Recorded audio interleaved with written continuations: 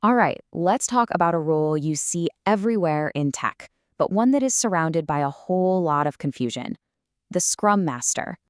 And it's a fair question, isn't it? I mean, you see them in meetings, you hear the title thrown around, but what do they actually do? Well, let's dive in and clear that up. Okay, so let's start with the official definition. A Scrum Master is a servant leader. Now, I really want you to hang on to that phrase, servant leader. This is key. They aren't your typical manager. Think of them more like a coach or a guide for the team, making sure everyone is using the Scrum framework the right way. So what does that actually look like day to day? Well, they're the ones facilitating conversations, making sure everyone's heard. They hunt down and remove roadblocks, or impediments as they're called in the biz. They're also like a shield protecting the team from outside distractions. The whole goal? It's all about empowering the team to manage itself and just get stuff done. And this right here, this is probably the biggest point of confusion out there. Scrum Master versus Project Manager. They sound similar, but they're totally different animals. A Scrum Master is a coach, right? Their world revolves around the team and the process. A Project Manager, on the other hand, is more of a director. They're all about schedules, budgets, and tasks. It's a completely different mindset, a different focus. Okay, so let's say this sounds pretty cool to you. How do you actually become a Scrum Master? Well, that brings us to what I call the certification crossroads. You've got a choice to make. First up, you've got path number 1, the Certified Scrum Master, or CSM for short. This one's from the Scrum Alliance. You can think of it as the OG, the original. It's been around the longest, and honestly, it's probably the most widely recognized credential you can get. Then there's path number 2, the Professional Scrum Master, or PSM. This one's from scrum.org, and it has a very different reputation. It's known for being tough, like really tough. The assessment is super rigorous, so if you pass this thing, you've absolutely proven you know your stuff. All right, let's put them side by side and really break down the differences. First thing you'll notice, for the CSM, you have to take a 2-day course. It's mandatory. For the PSM, nope, totally optional. And then look at the exam difficulty. The CSM requires a 74% to pass, while the PSM demands a whopping 85%. That's a huge difference.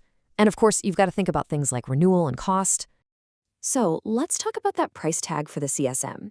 You see that number, around $1,000, and you might get some sticker shock. But it's really important to get what's behind it.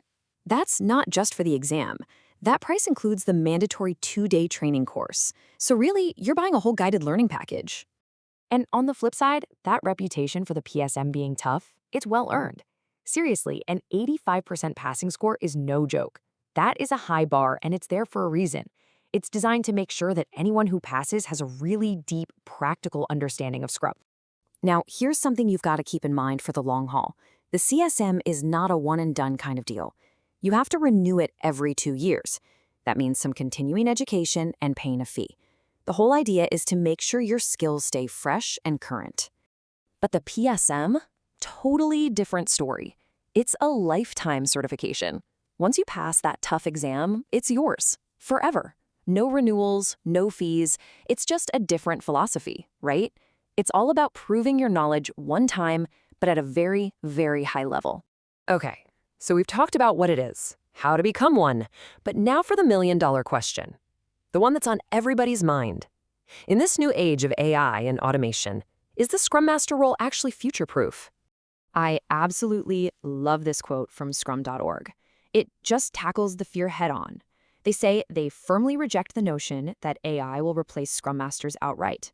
Instead, they see the role becoming absolutely pivotal for something totally new, fostering collaboration between humans and machines. So what does that actually mean? Well, think about it. As AI starts to automate all the routine, predictable tasks, it creates this gap. It's being called the missing middle. It's the space between what the machines are great at and what we humans are uniquely good at. And that gap? It's not going to bridge itself. It needs a very specific set of skills. So you can really break down the future of work into 3 buckets. You've got the stuff machines can do on their own, you've got the stuff only humans can do, and then there's that crucial missing middle in between. That's the collaboration zone. And guess who becomes the essential facilitator there? The Scrum Master. Their job literally evolves into helping the team work with AI tools, helping turn all that raw data from the machine into actual human insight. So, what are these uniquely human, future-proof skills we're talking about? Well, they're things like empathy, actually understanding a developer's frustration with a new AI tool that's not quite working right. It's attentive listening, to hear the real concern behind what someone is saying. It's asking thoughtful questions, to challenge not just the team, but the AI's outputs too. These are the skills that AI can't replicate. And this is what's going to make the Scrum Master role not just relevant, but maybe more critical than ever before.